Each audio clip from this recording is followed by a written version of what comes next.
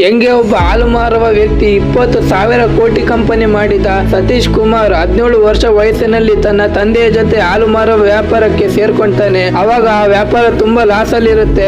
ಯಾಕಂದ್ರೆ ಹಾಲು ಜಲ್ದಿ ಹಾಳಾಗ್ತಿತ್ತು, ಇದರಿಂದ ಕಡಿಮೆ ಬೆಲೆಗೆ ಮಾರಬೇಕಾಗಿತ್ತು.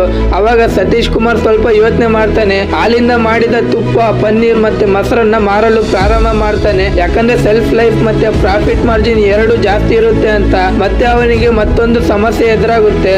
ಹಾಲು ಮಧ್ಯವರ್ತಿ ಹಾಲಿನ ಬೆಲೆ ಜಾಸ್ತಿ ಹೇಳಿ ಲೋ ಕ್ವಾಲಿಟಿ ಹಾಲನ್ನ ಕೊಡ್ತಿರ್ತಾನೆ. ಮತ್ತೆ ರೈತರಿಗೆ ಹಾಲಿನ ನಿಜವಾದ ಬೆಲೆ ಕೊಡ್ತಿರ್ಲಿಲ್ಲ. ಇದರಿಂದ ಸತೀಶ್ ಕುಮಾರ್ ಆ ಮಧ್ಯವರ್ತಿನ ದೂರ ಇಟ್ಟು ಅವನೇ ರೈತರೊಂದಿಗೆ ಕನೆಕ್ಟ್ ಆಗ್ತಾನೆ. ರೈತರಿಗೆ ಅನೇಕ ಸಹಾಯ ಮಾಡ್ತಾನೆ. ಮತ್ತೆ ಹಸುಗಳಿಗೆ 24x7 animal health care, high quality feed ಮತ್ತೆ ರೈತರಿಗೆ ಸುಲಭವಾಗಿ ಲೋನ್ ಮಾಡಿಸ್ಕೊಡ್ತಿದ್ದ. ಇದರ ರಿಸಲ್ಟ್ ಇವತ್ತು ಮಿಲ್ಕಿ ಮಿಸ್ಟ್ ಕಂಪನಿ ಡೈಲಿ 75,000 ರೈತರೊಂದಿಗೆ 8 ಲಕ್ಷ ಲೀಟರ್ ಹಾಲನ್ನ ಕಲೆಕ್ಟ್ ಮಾಡ್ತಿದ್ದಾರೆ. ವಿಡಿಯೋ ಇಷ್ಟರೇ ಫಾಲೋ ಮಾಡಿ.